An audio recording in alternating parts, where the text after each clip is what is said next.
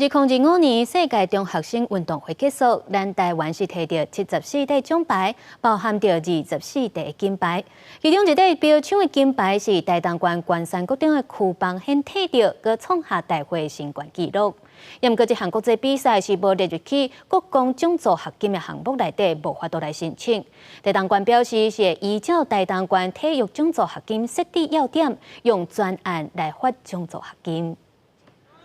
布隆族的标枪选手曲邦宪，这个月伫塞尔维亚举办的2025年世界中学生运动会比赛会场，标枪用力一个弹出去，标枪竟要飞到场外，成绩是64.13公尺，破大会保持的60.22公尺，摕到金牌。曲邦宪16岁过坐火车登关山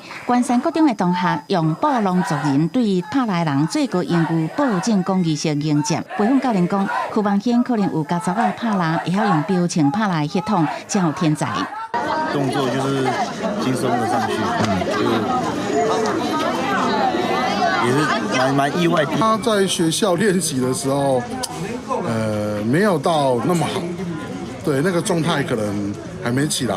那也不知道说他第一次就破纪录。